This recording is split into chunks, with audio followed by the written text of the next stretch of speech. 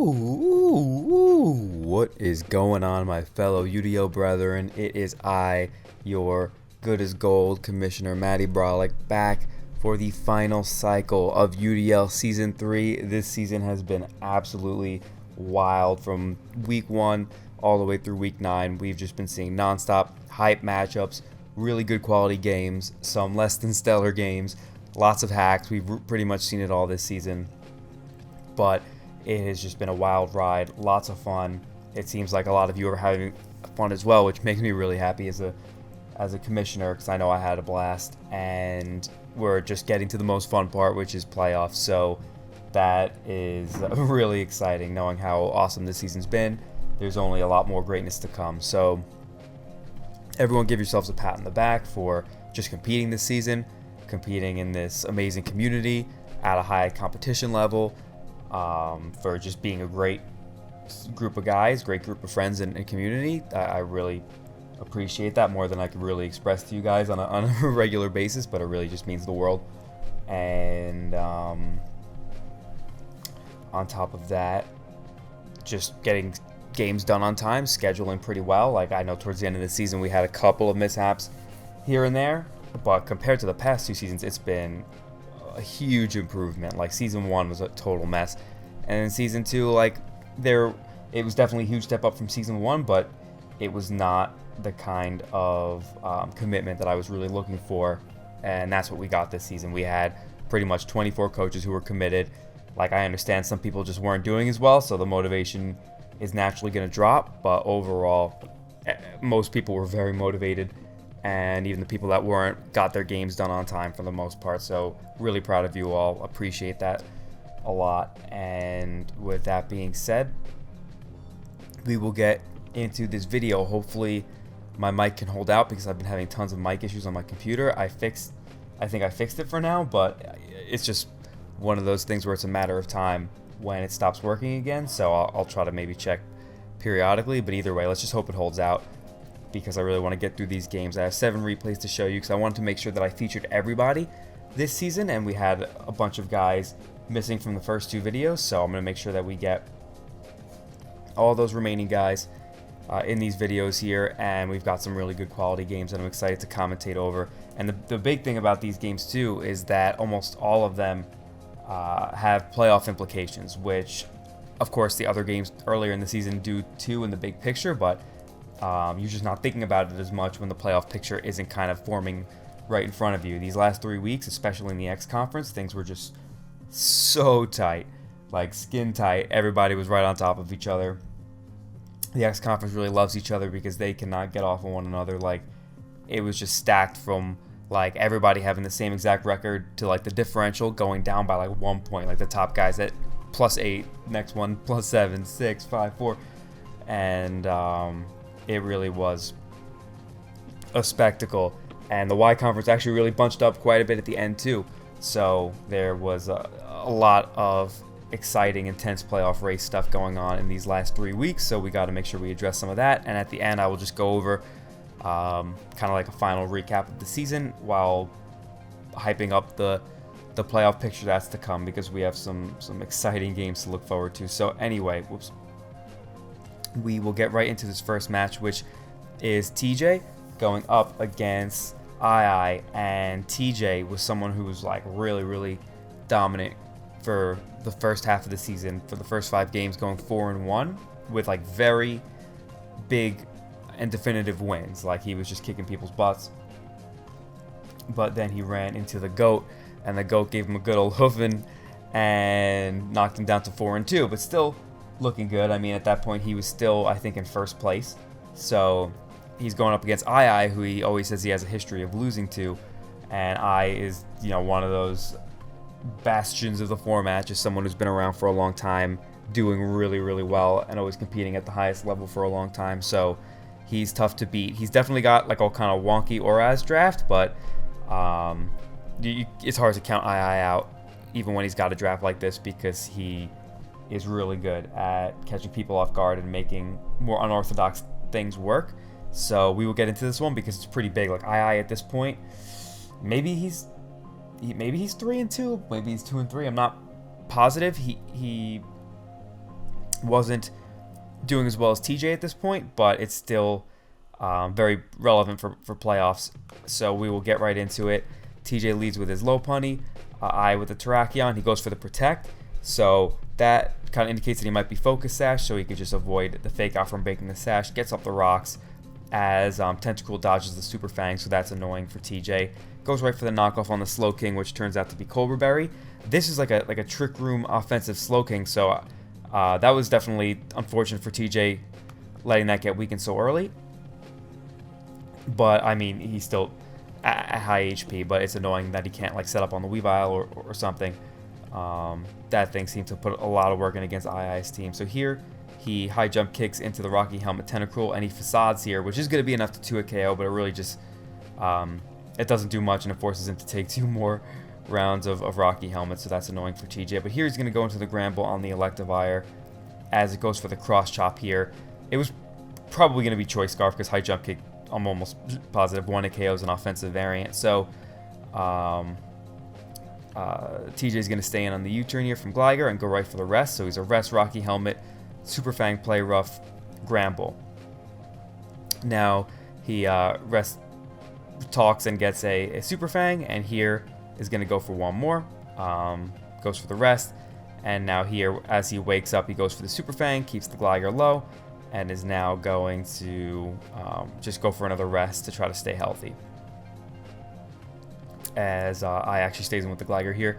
This exchange might take a little bit, so I'm going to go through it. Okay, no, he does just switch out here into the Slowking, does get poisoned, which, like I said, this Slowking was a really good win con, so the fact that this thing is getting so weakened is not really ideal for TJ. As here, he's going to switch into his Tyranitar as the Alakazam subs, and TJ is going to go for the Pursuit, which outspeeds the Tyranitar. He does Focus Blast, and it does turn out to be Choppletar, but I think the Toxic is going to knock him out here, and yes, it does. So here comes the Excadrill as he actually crits through Chopple here with the Focus Blast, and the Sand actually allows the Excadrill to, allows the Alakazam to outspeed the Excadrill. So here, the Slowking is already gone, as here TJ brings in his Talonflame to revenge the Alakazam. So here he also stays in versus the Tarak. I think he was hoping that,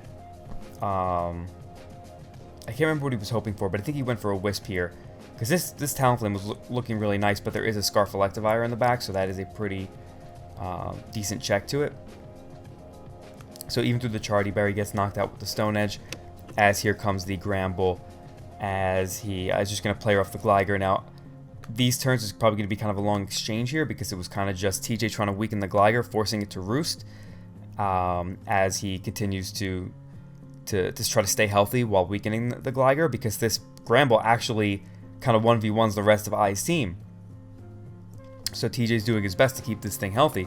So he's going to keep Super Fanging and Play Roughing, just trying to keep him low, force him to roost, as he could just keep resting too and Sleep Talking, because those don't waste the actual PP of like Play Rough and Super Fang. So they're just going to continue doing this for a little while.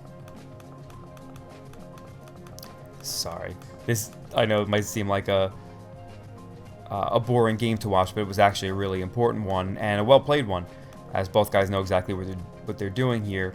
Aya doesn't want to sack a Pokemon to this thing, while TJ realizes that his Gramble is his win con, but it's the only thing that he can really use here to properly force the Gligar to stay low, as at this point the Gligar is out of roosts. So here he's going to rest on the incoming Weavile, as Weavile goes right for the Icicle Crash. Turns out he's Life Orb, but TJ gets lucky and rolls a Play Rough on the first one. So here comes the Terrakion, as he's able to Sleep Talk again, roll the Super Fang, and now sack the Excadrill to the close combat, as he actually reveals to have Healing Wish on Lopunny. And knowing that this Gligar has no more recovery, and we have a full health Gramble here, it's looking really good for TJ. So here he's going to protect with the Terrakion, because he is running out of Play Roughs. Like after this Play Rough, he only has 3 left.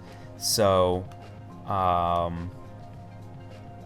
he switches into his Electivire here, which is going to, he's going to need to Play Rough twice, as he just EQs for some damage. And now he only has 1 more Play Rough left, but TJ goes, I goes for the protect here, and now what TJ does here is he goes for the rest, and he goes for sleep talk and rest again, as now all of a sudden he's not in as so okay, what happened here was, let me go back for a second, my bad. So I forgot exactly how this last sequence played out. So what happened was, he protects here. What he should have done, sorry, what he should have done was rest on this protect, because either that or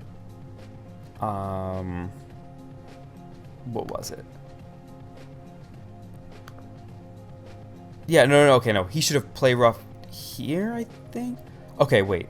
I'm confused. There was two things he could have done. I'm not sure if play rough kills Terrakion from here. Maybe it does. If it does, then he should have gone for it here.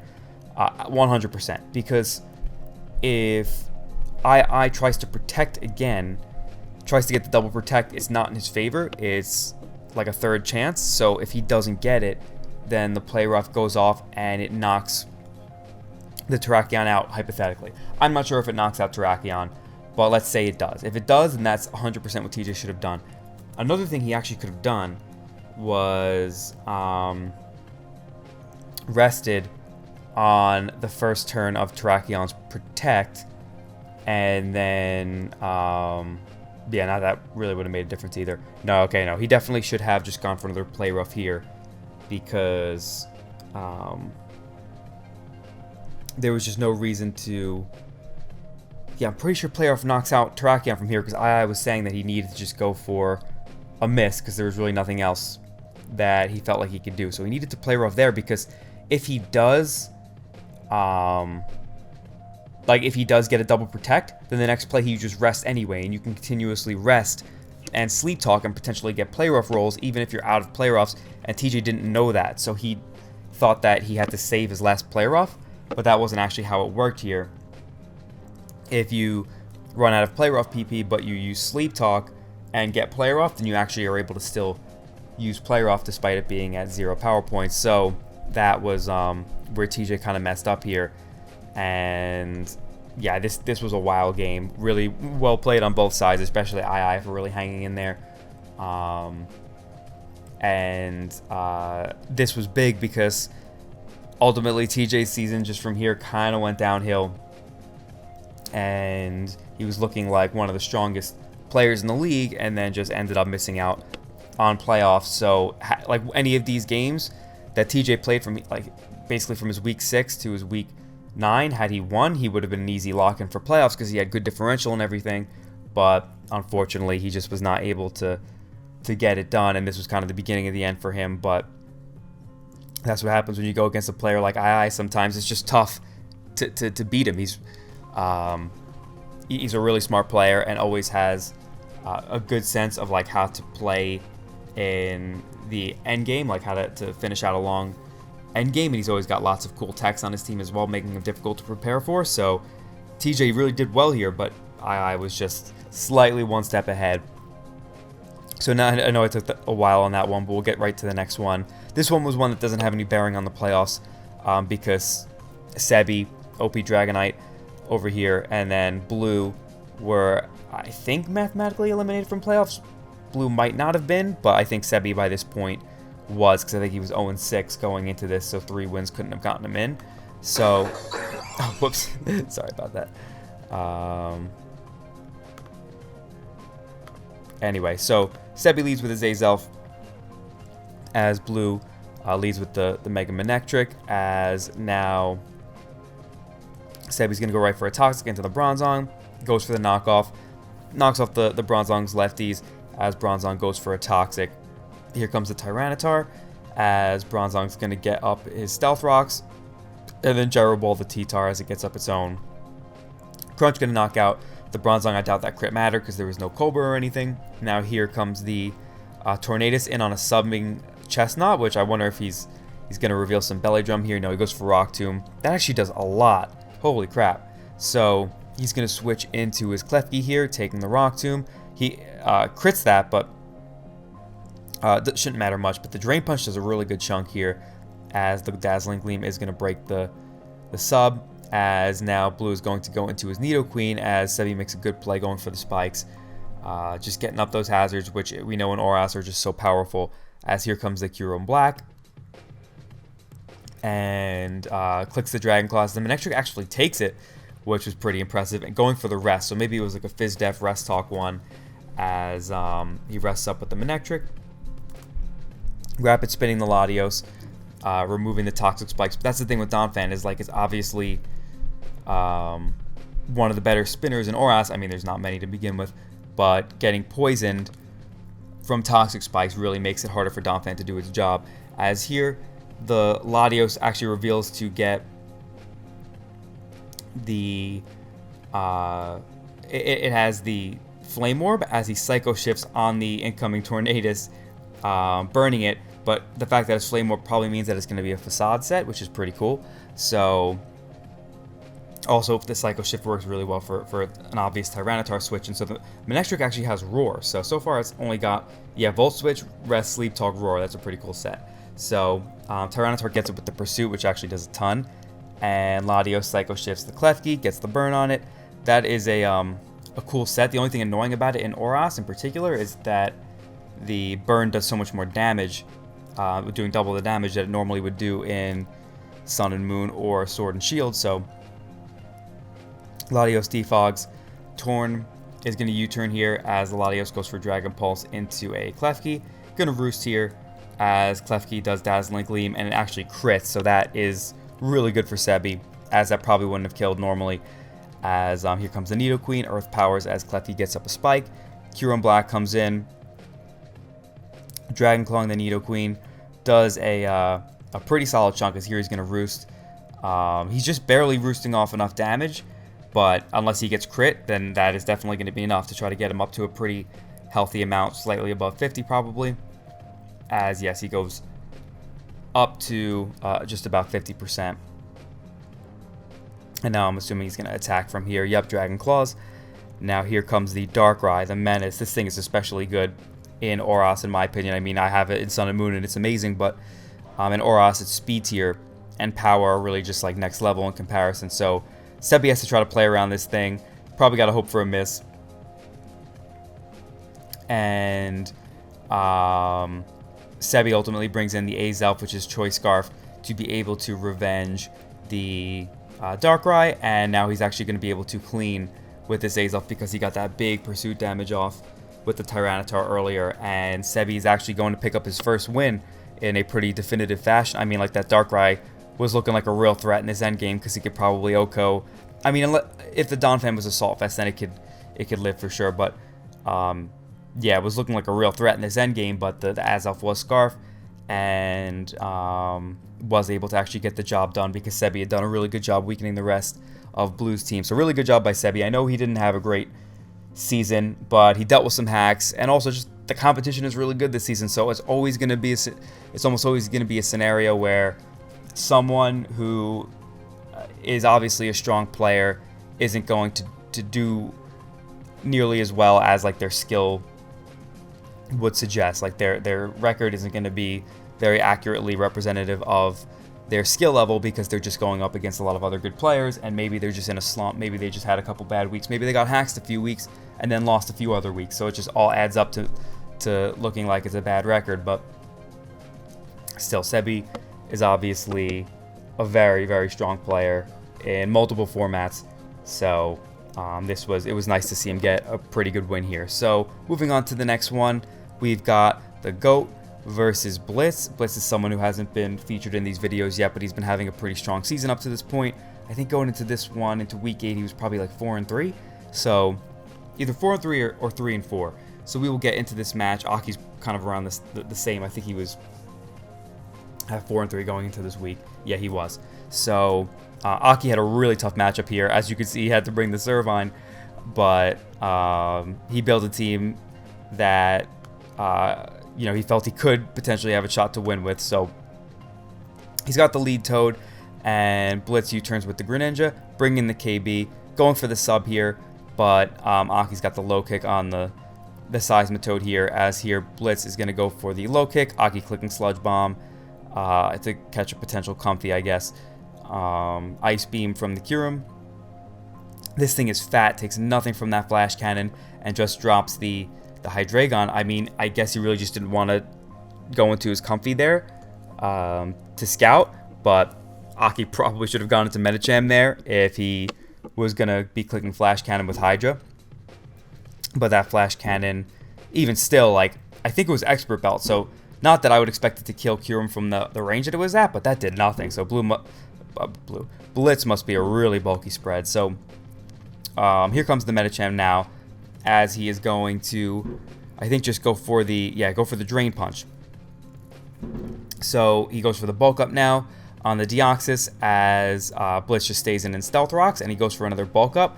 Blitz overpredicts and goes for a Recover there, as here Aki goes up to +3, baiting the Toxic, and now he goes for Facade, one-shotting a Deoxys defense, which is pretty crazy to see. So here the Greninja goes for Scald, and Aki goes for Facade. He probably should have gone for the Drain Punch here, but I think he probably was afraid of Blitz going into something like maybe a Rocky Helmet Comfy. That's my guess, because, or just a Comfy in general, because if he Drain Punches, then obviously the Comfy has like +3 priority. So that's probably why he Facaded here, but yeah, if he Drain Punched here, that would have been nice to still maybe have the Medicham around, even if he was in range of a Comfy here. But that extra recovery, Greninja has low HP, but so does Medicham, so that probably would have gotten him up to like 50%. But anyway, so he goes for the Facade, getting 2 big kills with the Medicham. So Aki's doing his best to bring this back, as here he brings in the Mesprit and goes for Calm Mind, as this looks like it's going to be a Calm Mind war. Aki Calm Minds again, as Comfy actually goes for the Leech Seed. The Leech Seed was a really good, a really strong bring on the Comfy this game, but Aki actually has the Psyshock on this Mesprit, so Comfy's not going to be able to damage the Mesprit fast enough. So he was able to Calm Mind up to +3, and now is actually revealing the Resto Chesto.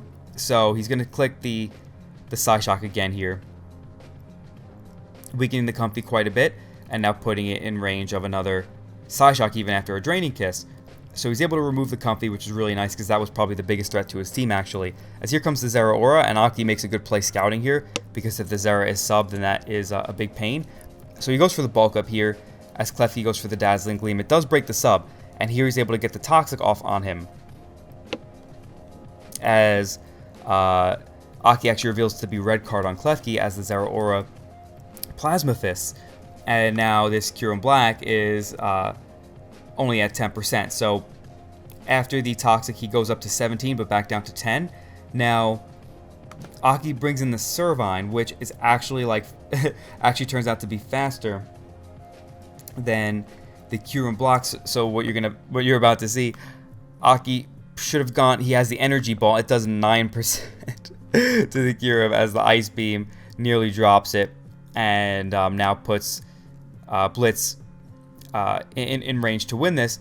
He actually might have had a shot here if he went into Mesprit first on the Kyurem Black, and or actually no, if he Calm Minded with the Servine, because if he Calm Minded with the Servine, he would have been able to take the Ice Beam better, and then maybe could have like rested and tried to because he was Rest Talk, Calm Mind, Energy Ball, so maybe he could have tried to get a setup going there. But and then Mesprit maybe beats the Nidoking if Servine doesn't. So yeah, that was definitely a misplay on Aki's part. If he was going to have any chance there to outspeed, he should have gone for the Calm Mind. But either way, it was a really tough matchup for him.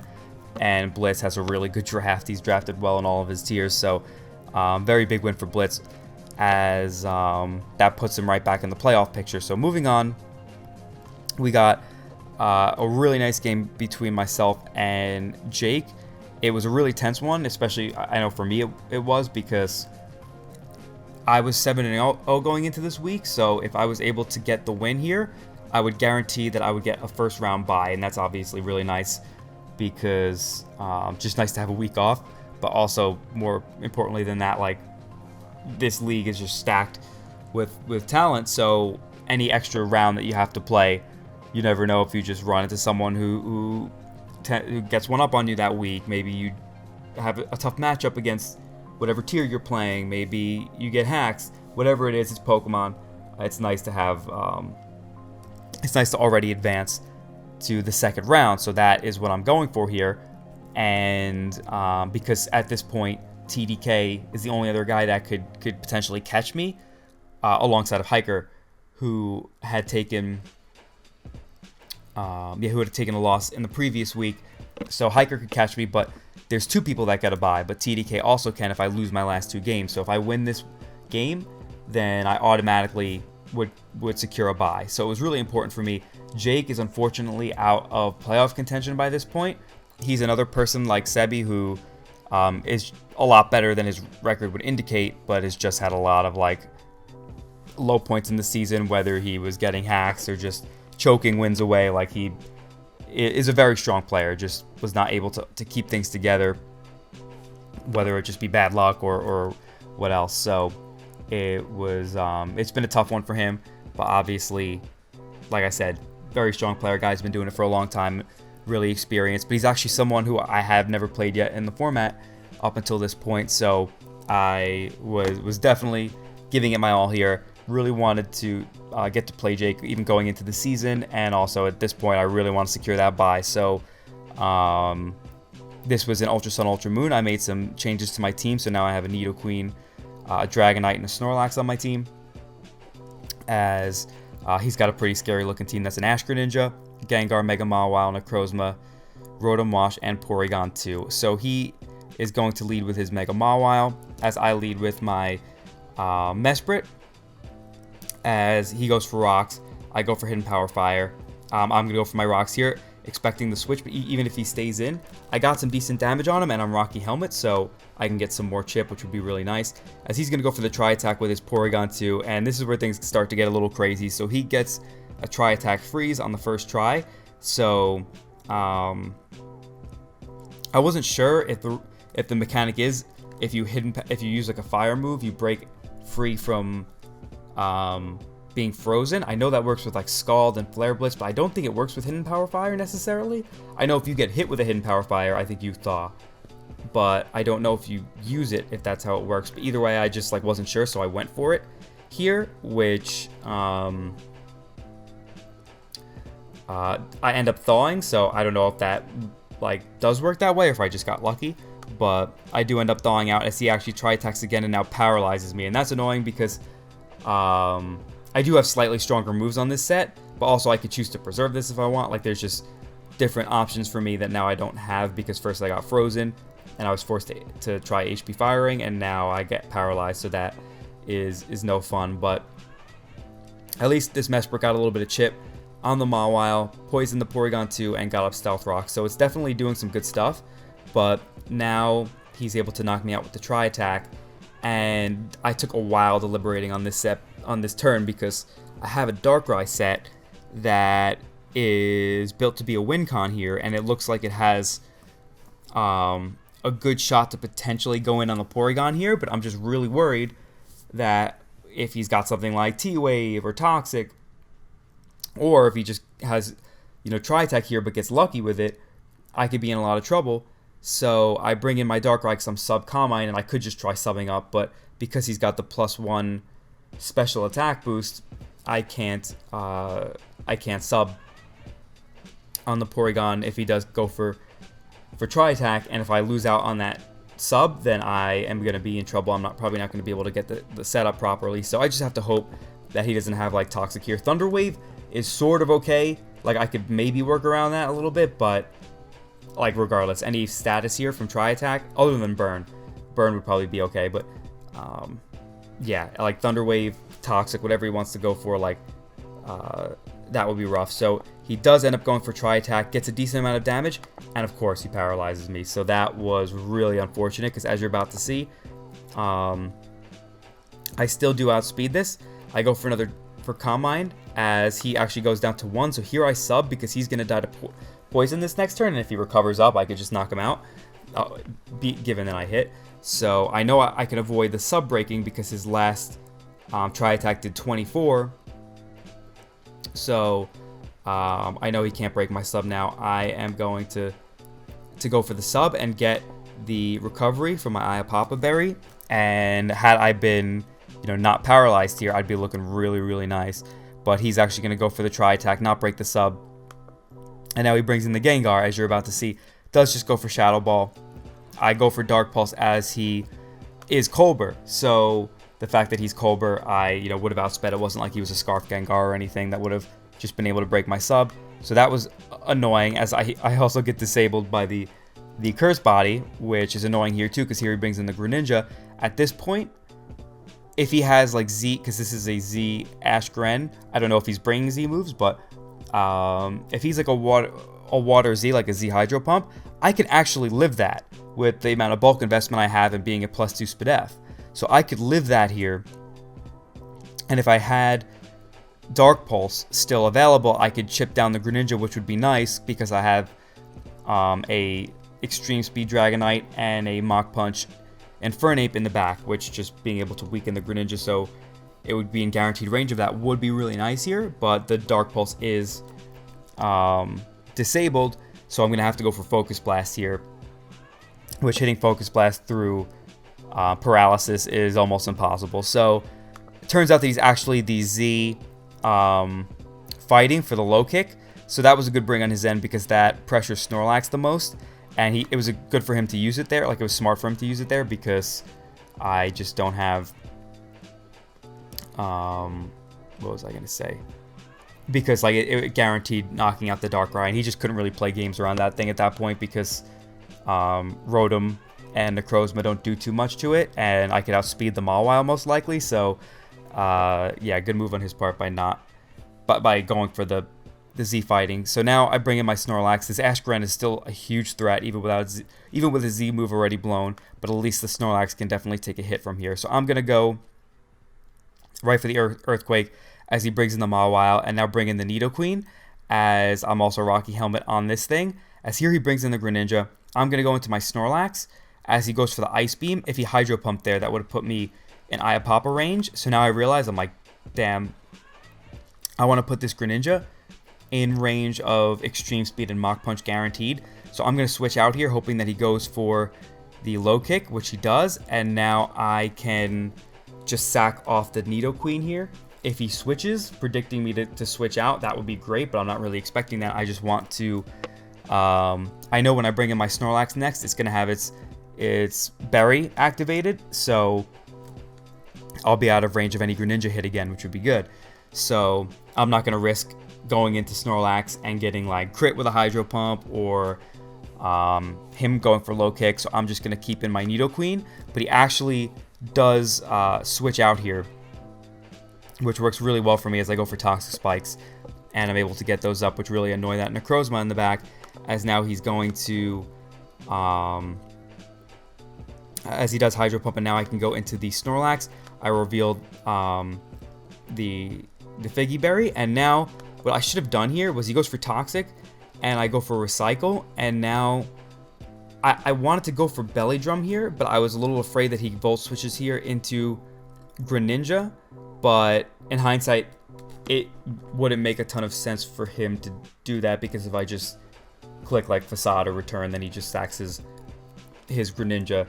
And if he had gone into Necrozma, I could probably take a hit from it at this range. So this is a misplay on my end for not going right for the Belly Drum here, because Belly Drum would give me a guaranteed knockout if he does stay in with his Rotom, or even if he goes into Necrozma, unless he's like a really strong like Choice Banded Photon Geyser or something, then I could live any hit from that. So he goes for the Hydro, does a very little amount as I go for the Return, and it turns out he's actually like very Fizz-Def Rotom, and he's got the Pain Split, which just allows him to wall this Snorlax for days. So I definitely messed up there not going for the Belly Drum, because had I done that, I think I pretty much have this in the bag, because with Priority and Scarf and Fernape, I could just clean up even if he's got like an Autotomized Necrozma. And Scarf and Fernape Mach Punch outspeeds Greninja Water Shuriken. So,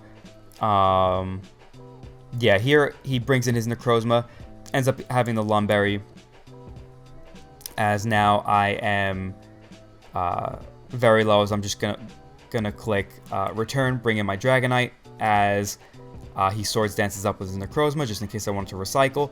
And now I'm gonna spam Extreme Speed, hoping this will get the job done. I know he's gonna be the berry on the Rotom, but being that he's not Will-O-Wisp, I mean, I don't know what his last move was here, but I figured it wouldn't be Will-O-Wisp because he hasn't shown the Volt Switch yet. I just kind of figured it'd probably be Volt Switch. So I'm just going to spam Extreme Speed because this should, I did do the calcs in my head, and it should be able to knock out the Rotom before it knocks me out, leaving Infernape there to clean up the Greninja, as he does hit his Hydro Pump there, and now he is, or not that it would knock out the Rotom, but it would at least put it in range of a Mach Punch, and thankfully Iron Fist boosted Scarf Mach Punch was enough to knock out the Rotom from there, so I'm able to come back from that crazy start, whereas the Darkrai could have, like, potentially swept him. I mean, if I had gotten, like it probably would have required me not getting, what's it called, Curse Body disabled by the Gengar, but still, had I not been paralyzed, that Darkrai really would have put in more work. Because, like, let's say you wanted to bring that Greninja in at the end, I would have been faster than it before it gets off its Ash Greninja form. So if I hit the Focus Blast, then he is pretty much done. And also, I would never have had my sub broken. So that was crazy. But that was one of the most tense games I've played in a long time because I really did not want to lose, and I just made sure that I kind of gritted my teeth and stuck with it because. Yeah, I really wanted to win this one, get that bye, and I'm glad I didn't lose my cool over the Darkrai sequence because, yeah, I probably would have been in a very comfortable position to just win, even if the Darkrai didn't full on just 5-0 sweep. So, yeah, clutch Infernape at the end, getting those 2 Mach Punch kills, that was very nice. So, good game to Jake. Like I said, his season wasn't really indicative of his skill as a player. He's you know, one of the most well-known guys in the format over the years, and for good reason. He's always been successful in all the leagues and tournaments he plays in, so it was nice to have him in UDL. He always brings his hardest every single week, and that's all we could really ask for, even if you have a tough season. So moving on to the next game, we got Carson versus Shuckle King. This is another really important game for playoffs because Shuckle King, I think, was like 3-4 going into this week, and I think Carson was 4-3. So if Carson loses, then they both go to 4-4, and there's already a million 4-4 coaches in the X conference. So this one has a lot of big playoff implications, as Carson leads with his Tapu Fini, Shuckle King with the Ferrothorn, as Carson taunts turn 1, not wanting to let the rocks get up. That Power Whip bounces off, jeez. As here, he doubles back in on his Fini. Good play. As he surfs on the incoming Slowbro. Is going to Moonblast this. Get a little bit of damage on it. As the Slowbro reveals to be Seismic Toss. A good move to chip down Tapu Fini. As he Seismic Tosses again on the incoming Gigalith. But now, Carson is just going to stay in and go for the Toxic here on the Slowbro. The Toxic is nice. That definitely helps the Charizard against this thing, as now he's going to switch back into his Fini. Doesn't take too much from the Scald, but is pretty low. So let me just check my mic. We still working? Yep. So Moonblast coming in on the Ferrothorn, as here he's going to hit in Power Fire, do a pretty good chunk as the Ferrothorn goes for Power Whip again. Good job on Carson conditioning him to go for Power Whip there. As here he brings in the Charizard substitutes and now goes for a Roost, as the Rhyperior goes for a Stone Edge, and now he's going to sub again as Shuckle King overpredicts and goes for the Rock Polish here, and now Carson actually misses a Toxic on the Rhyperior, which is really unfortunate for him because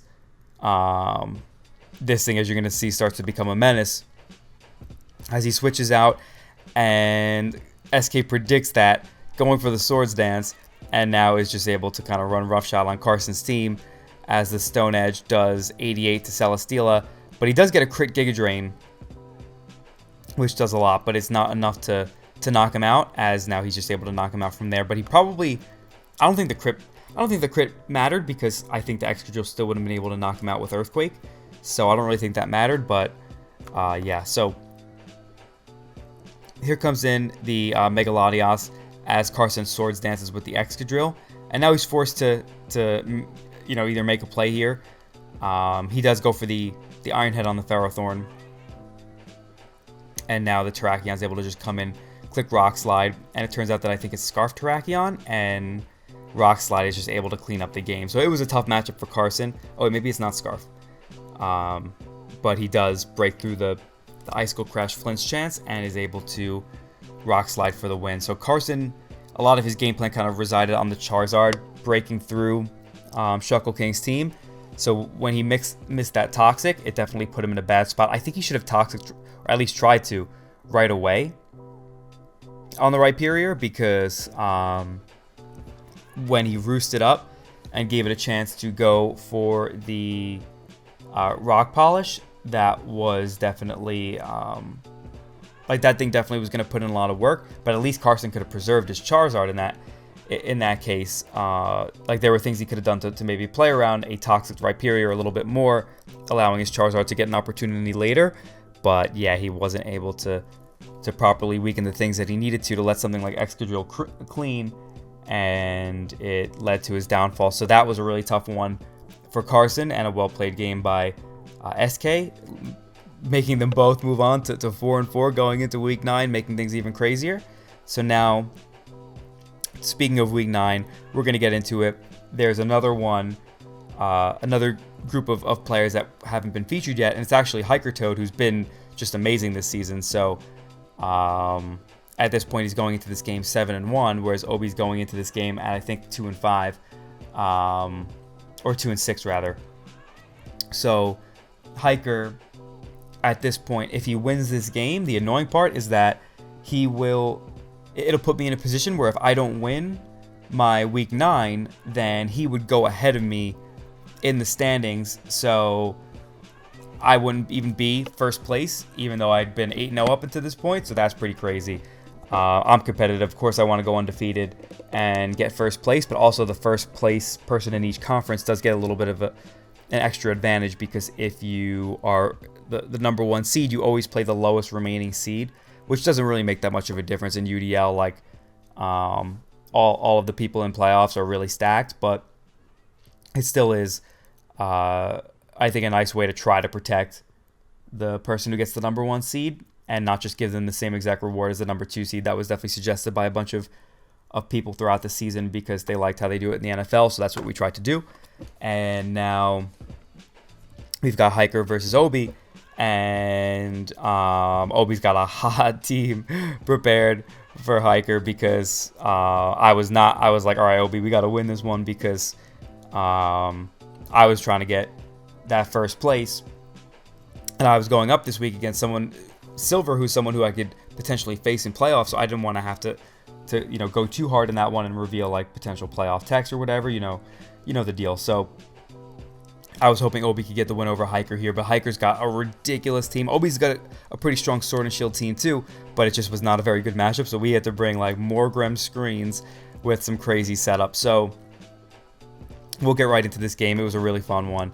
So here, Hiker leads with his Tapu Fini, as Obi leads with the Morgrem as he goes for Taunt, and Hiker actually goes right for the Surf here, probably expecting the Celesteela to come in, as now Obi's able to get up a Reflect, knowing he could take another Surf, and now he goes for the Light Screen, and now Thunder Waves the Talonflame, which this is actually kind of annoying for Obi that he's not getting knocked out here, because that's wasting screen turns, and he could have just gone into something that pressured the Talonflame.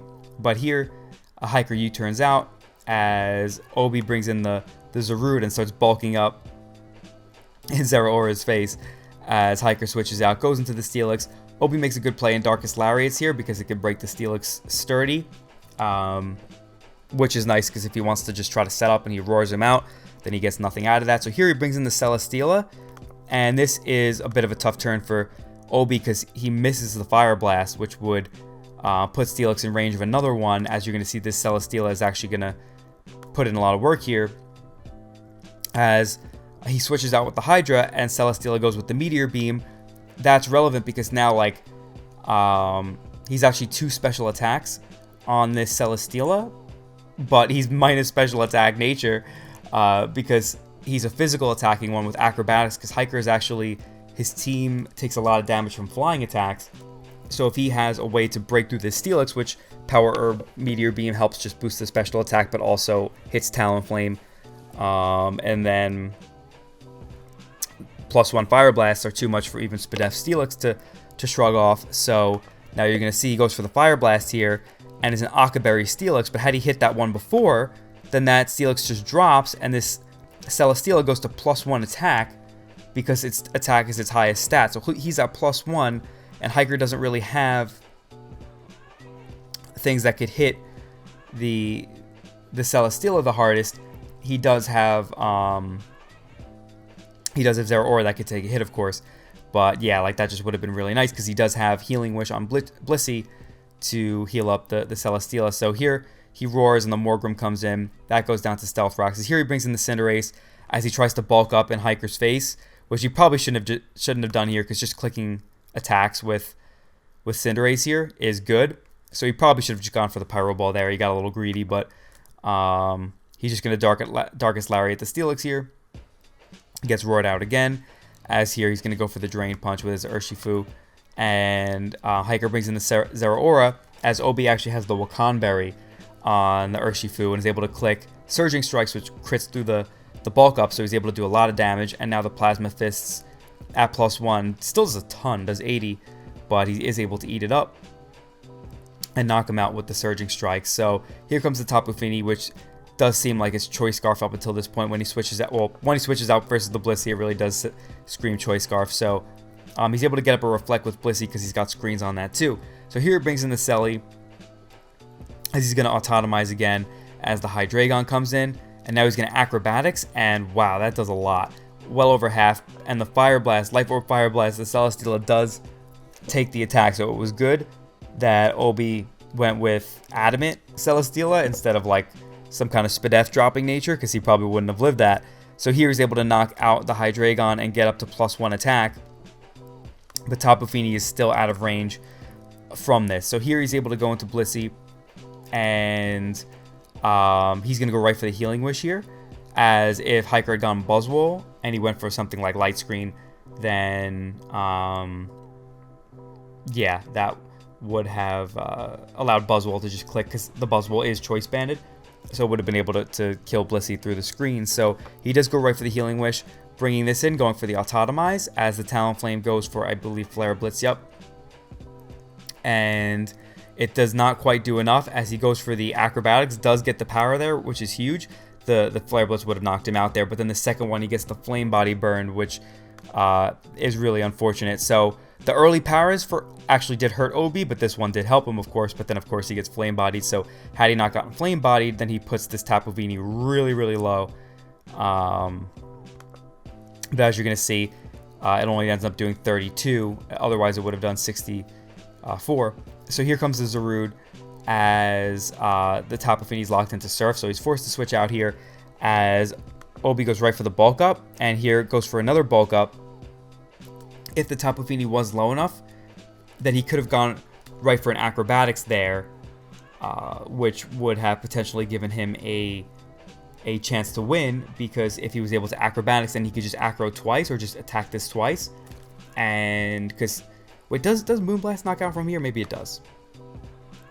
Oh, it does. Okay, never mind. So yeah, he could have he could have Acroed there, but I don't think that even a high roll would have been able to knock out the Tapu Fini, because he was weakness policy on this. So yeah, I don't think Acrobatics would knock out the Fini from here. So he might not have won if that was the case. But now he goes right for the Gunk Shot here, as it does a decent chunk to the Buzzwole. But he bulks up here, and it turns out the Buzzwole is choice banded. So even if he did, he's bulk up Resto Chesto. So even if he did rest, he just doesn't really have a way to win this, because if he Pyro Balls, the Fini outspeeds. If he bulks up, the Buzzwole does knock him out with close combat. So really well prepped on Hiker's part, but that was definitely kind of a crazy game. Obi brought these crazy setup sets, but they were working pretty well. If maybe the Fire Blast hit, maybe there weren't some of those powers earlier, it could have been a different game. But still, Hiker, he's been bringing it every week, just phenomenal prep, phenomenal playing. The guy's just been on like an absolute tear and finishes 8-1 in UDL, which is pretty incredible. Like,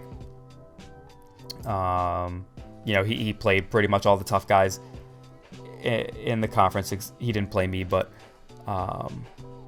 he played a lot of tough competition in the conference and is able to come out with that kind of record. That's really awesome. So he is able to secure a bye, and unless I win week 9, then he would be number 1. Or I mean, then if I do win in week 9, he'd be number 2, but if I don't, then he'd be number 1. So congratulations to Hiker on such an amazing season. And finally, I know this video has been going on long, but we have one more. We've got, we still working? Yep. We've got Nathan the Great Splooge versus Kaz. Now, I haven't had these guys featured either, but they've both been having very interesting seasons. Like, Nathan is someone who last season went 0-9, and I actually had a talk with him before the season asking, like, are you sure you want to play? Because, like, last season he seemed genuinely frustrated, and UDL is obviously a very competitive league, but we do stress, like, good community, and I don't want it to be a scenario where people are really unhappy, where, like, they're just getting destroyed every week and just feel like this, like, you know, because it's easy to get excited before the season and hope that things will change, but then when they maybe don't start changing, like, it's natural for anyone to get really frustrated about that. So I was worried that we could have another scenario like that, but he was sure that he wanted to play. He was in a better place, and right off the bat, week 1 knocks off the BBC King like 4-0, and that was a big surprise to the whole league, a huge surprise to himself. He'll be the first one to say it. And then week 2, I think he like almost beat Gohan, but then week 3 has another big win over, I think, like Blitz or something like that. Yeah, he just was he was in first place at that point, but then from there on really like started to falter and kind of go back into some of his old bad habits. But so he went down to like 2-5, but then 2-5 or maybe 2-4. I think it might have been 2. Yeah, I think it was 2-5, but I think in the one where he lost his 5th game, he got really, really unlucky against Shuckle King, showing a lot of promise in that game, because he almost definitely had it otherwise. So he started to kind of bounce back a little bit, and then week 8 he beat II pretty well. Like, he just beat him by a pretty good amount. And then week 9, his only chance to either like make playoffs, but he was almost mathematically out. But his only chance was to beat Kaz. And Kaz is someone who was going to have to try going into this week a pretty good amount, because if he wins, he was automatically locked in for a first round bye.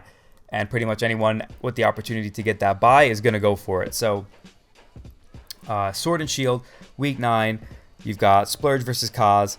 Splurge has a pretty scary team. Libero Cinderace with Zapdos, Tapu Lele, Melmetal, and then a bunch of other supporting mons, where Kaz has a pretty solid team too. The Zamazenta is a Pokemon that I feel like I slept on a little bit, but I've been hearing that it also can be a little bit matchup dependent, which makes sense. But the one set of mocks that I did with TJ when he was playing Kaz, the Zamazenta was just like swallowing his team whole. It was crazy. But he's got Hydreigon, Nidoqueen, Talonflame, Clefable, Primarina, like just a lot of really strong mons. I think his last 2 are like, I'm not remembering. Oh, one's in DD. I can't remember what the last one is, but I think, no, it wasn't Zarude. Yeah, not remembering off the top of my head. But anyway, Electabuzz, that's what it was. So, really solid teams on both ends. And we will get right into this game because, like I said, Nathan doesn't really have a good chance to make playoffs, even if he does win. But it does exist for him to have the shot to make it. And for Kaz, he's going to want to win this to get that first round bye. So we'll get into this game. Nate leads with Zapdos versus Nidoqueen. And this is big that he's able to get this damage off on Nidoqueen. He hits 2 Hurricanes in a row.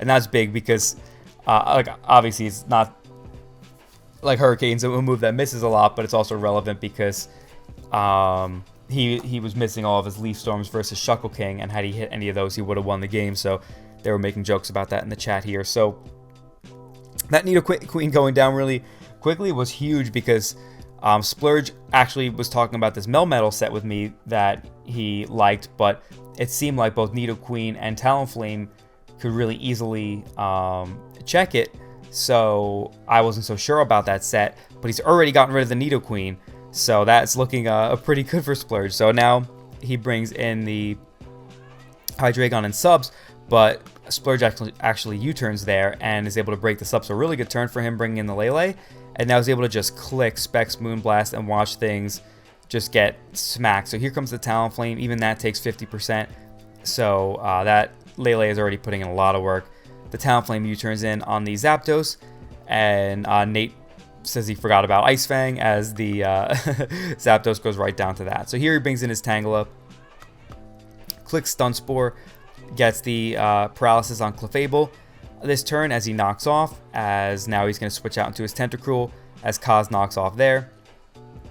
And now the Zamazenta comes in on the Tenta. So the Scald does not burn, as he's going to click Psychic Fangs here, and the Tangela just takes nothing from that. So this is like a scenario where Zamazenta does struggle, because if there's something that could so easily eat hits from it, like Tangela, then like you're pretty much forced to run a boosting move. But I don't think he ran a boosting move here, because maybe he needed all the coverage. So that's a scenario where Zamazenta is not so great. So he switches in his Cinderace here as he gets knocked off, but that is fine because he's got agility on this set, and Gunk Shot is enough to knock out this Talonflame. So that's really big, because the two main things that could deal with the Melmetal were the the Talonflame and the Nidoqueen. So very, very big for Nate. As here comes the Primarina, and this Gunk Shot knocks it right into Torrent range, and I believe that's why the Surf knocked him out. Like, he might have been an offensive Kebia Berry set, but I am going to guess that the Torrent boost helped him get that knockout there. So good prep on Kaz's part, not just straight up losing to that Cinderace here, as here comes the Tapu Lele Choice Specs, as the Zamazenta comes in, and he's going to go right for the Behemoth Bash, as that move is only doing 26 to Tangela, so like it's just insane.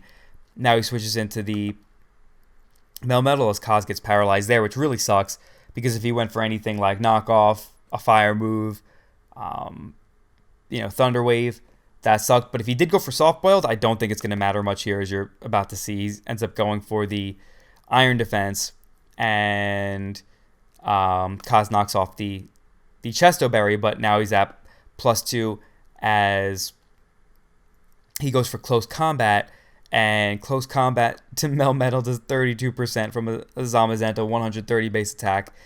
Iron Defenses again here, as now that does 21, and the Body Press just drops this thing. So here comes the Hydreigon.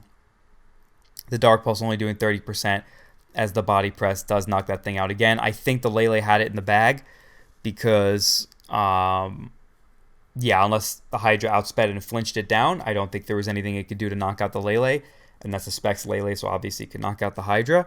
So really, really big win on Nathan's part. I mean, massive win. It was such a big win that,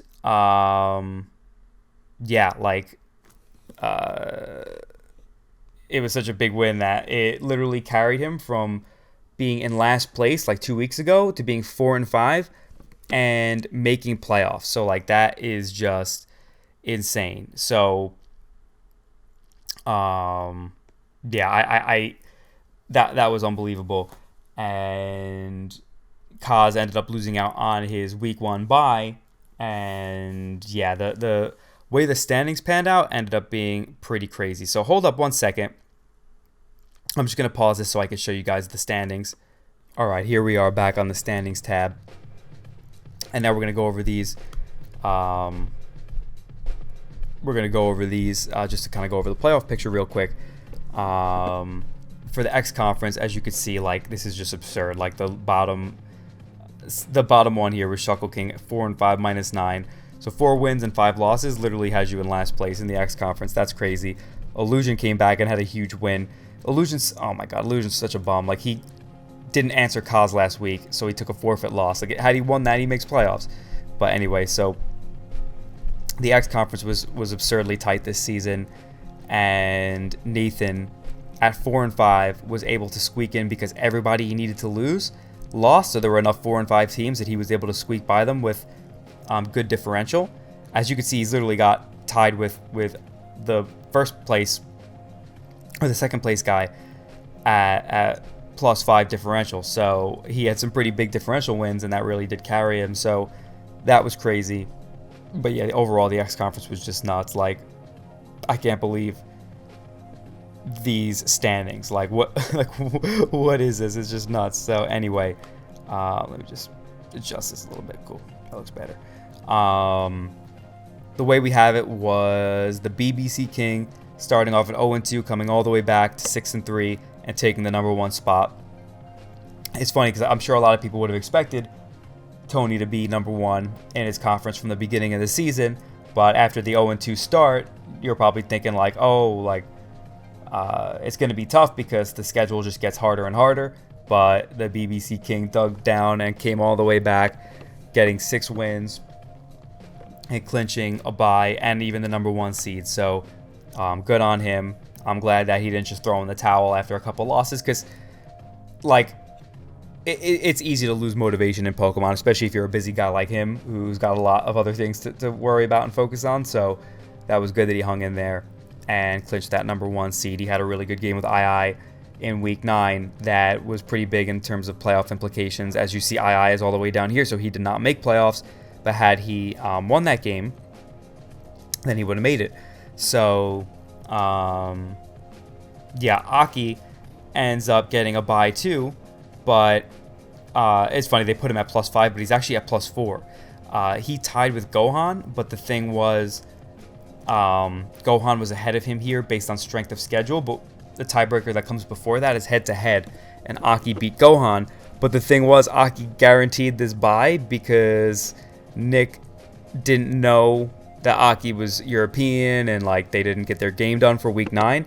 So like Aki took the forfeit win, which is not his fault. Like, I'm not like putting any kind of blame on him. If anything, it was more of Nick's fault, because it's kind of funny that he doesn't know Aki's from Europe or Germany after a couple of years of knowing him. But also, he didn't check. Like he said, he'd play Sunday and didn't check Discord until 8 p.m. So that's too late. Yeah. So unfortunately, though, but it is just an unfortunate situation that the second place bye winner for the X conference was determined by a forfeit. So, because like literally, if Aki loses that game, he doesn't make playoffs because he'd be at 4-5, and Nathan has a better differential than him.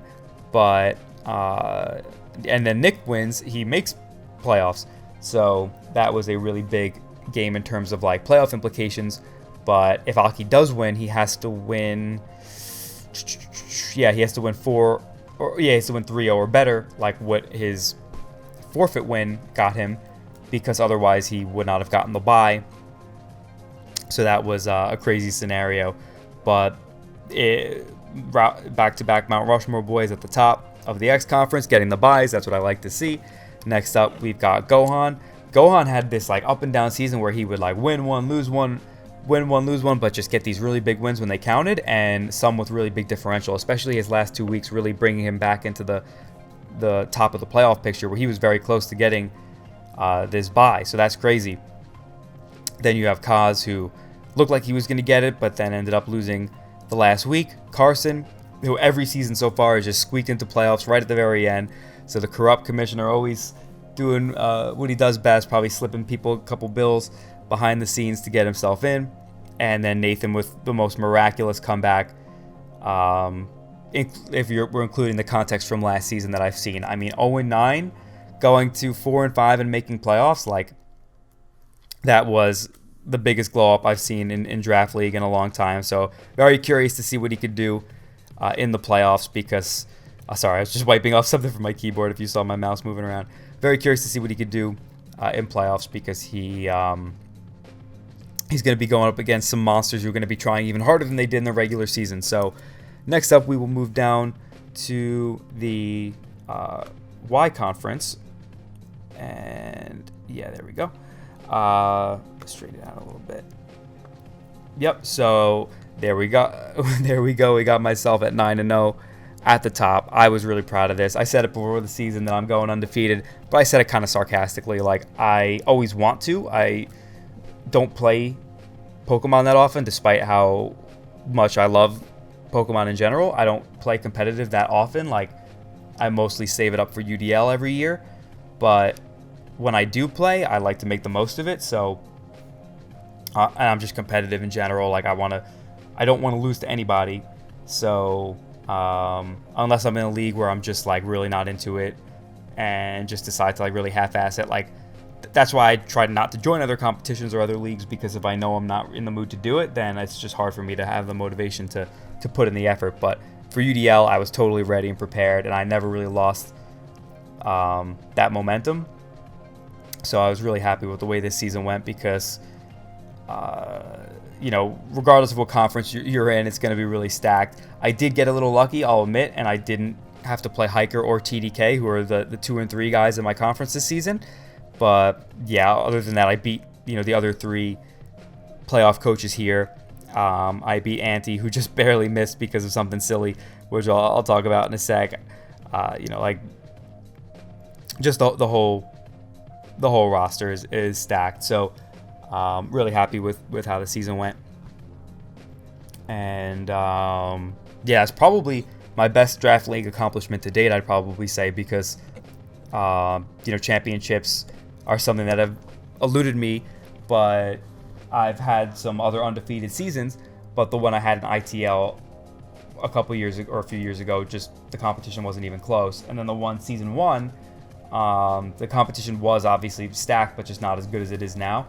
And also it was 7 wins in a row instead of 9 wins in a row. So that is a pretty big difference considering the competition increase. So really happy with how this season went. Only plus 18 because of course I could barely win games more than 1-0, but that's just how I roll. So it is what it is. I'm not sitting here complaining about differential. Hopefully we could kind of incorporate some kind of win quality eventually, because it is annoying. I'm not gonna lie that like week 9 I had to try so hard to beat Silver to get the number 1 spot, just because my differential is never that high, because I really don't draft and play in a style that preserves differential well. But this whole season I was barely in a position where I was likely to lose, so it wasn't even like I could have been making better plays and doing things better to preserve differential. I just don't really draft and play that way for the most part, so that's why it is kind of annoying. So hopefully we could implement a better tiebreaker than differential. Next up we got Hiker. Like I said, amazing season, 8-1, only 1 differential point behind me. And yeah, the dude's a Giga Chad, working like 24/7 and still just pulls up into one of, if not the toughest draft league out there, and scores an 8-1 record. Then next up we have the Venice Bishops, which is TDK. This guy is a monster. Like, he is so good. Probably one of the best players in draft format already, because he's just such a high level player with a skill set that really matches what you want in draft format. So like I'm sure there's still a lot for him to learn, but he's so advanced in other areas of playing Pokemon that even if there's some stuff for him to learn in draft format, there are a lot of things that other people in draft format can't compare to him on. So it's not like he's really missing out on much, because in other areas he's superior. So TDK is, like I said, a monster. I'm really excited to see how he does in playoffs, and really hoping I get the chance to play him, honestly. Like, I don't have the most consistent track record in playoffs, so hopefully I do last long enough to make it there if he, ends up, like if both of us keep winning and make it to like semifinals, because that will be the only way we'd be able to play each other, being that he got 3rd place. So next up we've got Rob Jr., who had an amazing comeback this season. Rob literally, like, I really have to give my hats off to Rob here, because like 5-4 plus 11, like that is obviously a strong season, like by all these numbers. Like, look at X Conference, like no one even has close to plus 11. and he's fourth place both here in record and differential. And being 2 wins behind TDK, still having almost the same differential, just goes to show that he wins by a lot when he wins.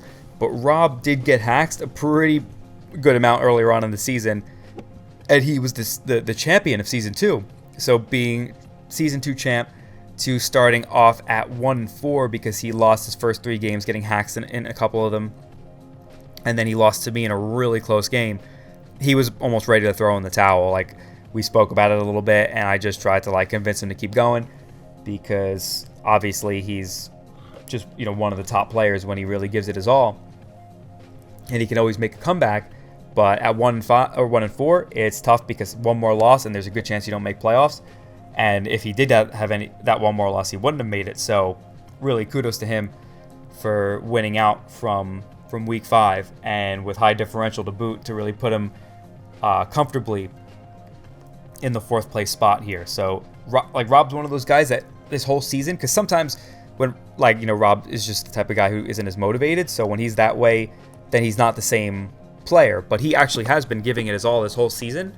And you could tell by his games, like, he was always playing really good Pokemon, but just wasn't always rewarded for it. So I'm glad in the latter half of the season he wasn't getting hacks and stuff, because he really brought his A game and he was kicking ass. So kudos to Rob. Good to have him in playoffs again, because obviously he's the last season's champ. So he's a beast, and good to have him in the playoff field. Then behind him we have Silver, who was definitely like worried about the last week, because if he lost, he had a chance of not making playoffs. He was at 5-1, but just had some tough people to end off his season with. And we did have our week 9 game. It was a good game, but I did come out on top. So he needed some people to lose to make playoffs. He needed Ice to lose and go down to either hit the same differential or below it, because Silver has the head-to-head over him. So they both have the same differential, but Silver had the head-to-head. But Ante looked like he was in a good spot because he was at 5-3 plus like 6, I think. And he decides to like bring kind of like a meme team into his week 9 game. He thought that when I won versus Silver that he was pretty much guaranteed for playoffs, but then he just his whole team, I don't think, was a meme team, but he brought like Carcole and just like wasn't really taking it that seriously and got smashed by Blue 5-0. And because Rob won, then all 5 and 4 teams are now ahead of him in differential, so he missed out on playoffs. So that was kind of a bummer for Ante, because Ante's another one like TDK where he's just super talented, really good skills for draft format, and was a shame that he didn't make playoffs, because I think he's one of the most talented players in the league. The biggest difference between him and TDK this season, like just based on like, what was I gonna say? I guess, yeah, like the biggest difference where I feel like TDK was in a better spot is that TDK's teams are a lot more well-rounded and just better drafts overall, whereas Ante's are very like clunky and awkward, where he may have some powerful Pokemon on them and he can make unorthodox things work better than most.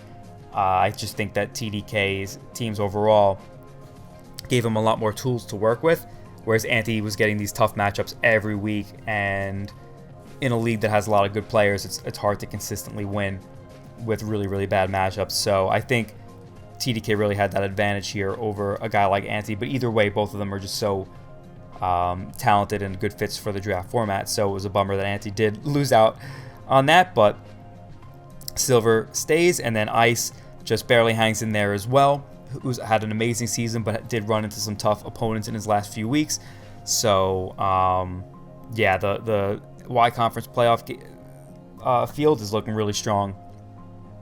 Lots of powerful players here, all guys that have worked really hard this season and really want it. Same thing with X, of course. And this playoff season is going to be really exciting because we have the buys, but the lower seed to come out of the first round, the lowest seed will be the one to face the 1 seed, and then the higher seed will be the one to face the 2 seed. So in the X Conference, you have Carson versus Kaz, and then you have Gohan versus Nathan, and then the winner of either 4 and 5, or if Nathan wins, will play Tony. So he can't play Gohan because either Gohan loses, or if Gohan wins, then Gohan would play Aki. So then in the Y conference, it's TDK versus Ice, and then Rob versus Silver. If TDK wins, then I play the winner of Rob versus Silver. If Ice wins, then I play Ice, and Hiker plays the winner of Rob versus Silver. So lots to look forward to. I'm really excited about it. I'll try to do my best to get out recordings of the playoff games, but overall, I know this took a while, but I just wanted to make sure I got everybody in there and give good analysis for each of them, and just wrap up the season because I just had so much fun and I like to talk about it. So hope you all enjoyed the video. Hope you all enjoyed the regular season so far. If you're not in playoffs, I hope you're still excited to see what happens, or what's to come with playoffs.